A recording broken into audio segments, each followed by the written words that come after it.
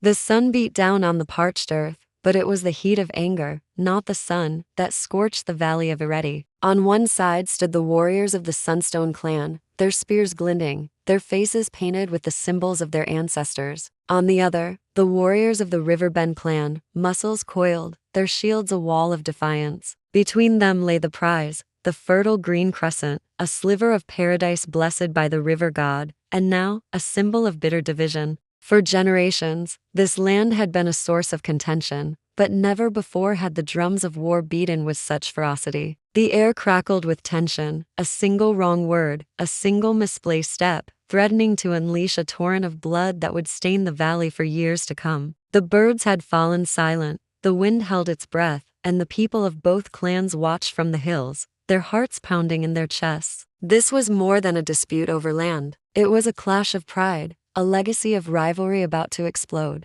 The elders muttered prayers, the children clung to their mothers. All knew that this day could mark the end of an era and the beginning of a long, dark sorrow. From his throne atop the great rock, the Oba, the king of all lands between the sun and the river, watched the scene with a heavy heart. His face, etched with the wisdom of many seasons, was a mask of grave concern. He had seen too much conflict, too much needless suffering. He raised his hand, and a hush fell over the valley. His voice, though aged, boomed with authority, carrying across the tense divide. "Enough," he declared. "Has the blood of our fathers not soaked this land enough? Must we feed it with the blood of our sons as well? I will not preside over the ruin of my people. There must be another way, a better way." He announced a challenge, not of arms, but of minds. "I seek a solution, one that brings peace, not victory, one that builds bridges, not walls. Speak, if you have wisdom to offer. The future of Areti depends on it." But his words seemed to fall on deaf ears among the warriors. Adawale, the hulking champion of the Sunstone clan, pounded his chest. "Wisdom? My spear holds all the wisdom we need. The land is ours by right of strength." From the other side, Bolinal of the Riverbend clan laughed, a harsh, grating sound. "Your strength is an illusion, Adawale. We will wash you away like a flood, and the green crescent will be ours." The warriors roared their approval, their boasts and threats echoing through the valley, drowning out the Oba's plea for peace. They were men of war, and war was the only language they understood. The hope for a peaceful resolution seemed as distant as the clouds in the sky. As the warriors' boasts grew louder, a ripple of movement started in the crowd of villagers. A figure emerged, stepping forward with a quiet determination that stood in stark contrast to the aggressive posturing of the fighters. It was a woman, Morin Keiji. She was not a warrior, nor a noble. She was a weaver, her hands more familiar with the loom than the spear,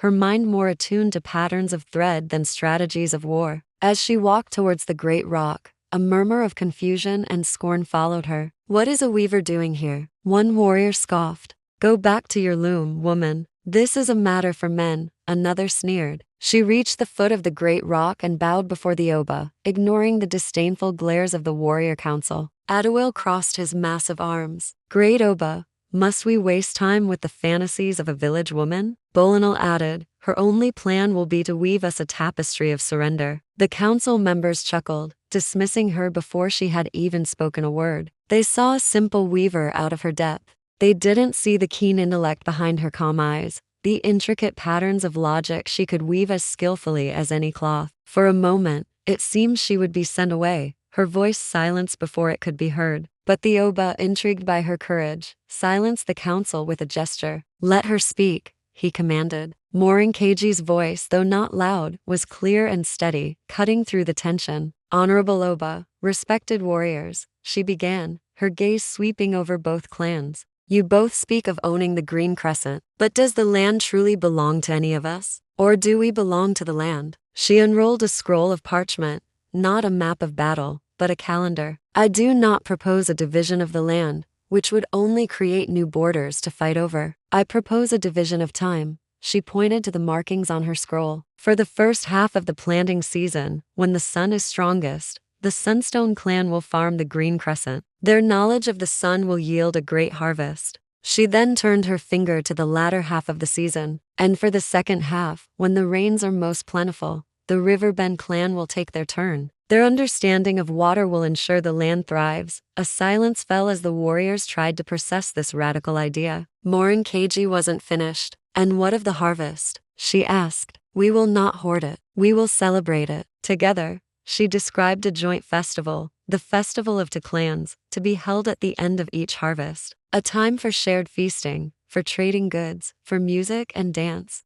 A time to celebrate not what divides them, but what they can achieve together. It was a plan not of conquest, but of cooperation, a solution where everyone wins. The warriors, initially skeptical, began to see the genius in her plan. It honored the strengths of both clans. It offered prosperity without bloodshed. The Oba, his eyes shining with admiration, immediately approved the proposal. The first few months were a test. Old habits of suspicion died hard. Warriors who once stood ready to fight now stood side by side, tending to the same soil. But as the first crops began to sprout, something else began to grow alongside them: respect. The Sunstone farmers learned from the Riverbend's irrigation techniques, and the Riverbend people learned about crop rotation from the Sunstone clan. When the harvest came, it was the most bountiful the valley had ever seen. And then came the festival. The air, once thick with the promise of violence, was now filled with the aroma of roasted yams and the sound of joyous drumming.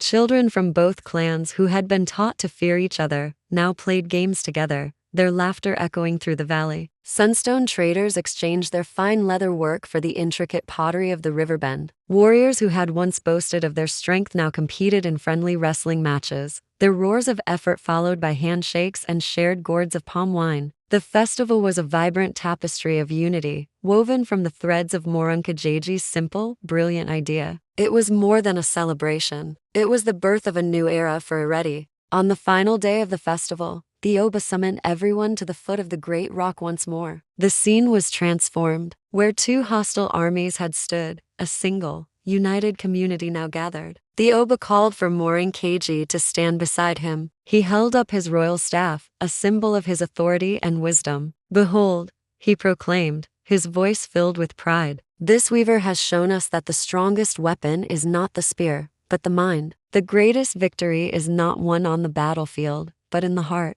Her wisdom has saved us from ourselves and woven a future far richer than any single clan could have achieved alone. He then turned to her, his expression one of deep respect. Morinkeji, your loom has woven peace into the fabric of our lives. From this day forward, you will not stand among the crowd. You will stand by my side as my royal advisor. A gasp went through the crowd, followed by thunderous applause. The warriors, including the once arrogant Adawale and Bolinol, stepped forward. No longer sneering, no longer dismissive, they knelt before her, bowing their heads not in defeat, but in profound respect. The weaver had become the leader, and the Valley of Ereddi, once on the brink of war, now echoed with the promise of a lasting peace. Thank you so much for joining me on this journey into the story of Morinkeji and the two clans. It's a powerful reminder that innovative thinking and cooperation can solve even the most entrenched conflicts. If you enjoyed this tale of wisdom and peace, please hit that like button and subscribe to the channel for more stories that inspire and entertain. Don't forget to ring the notification bell so you never miss an upload.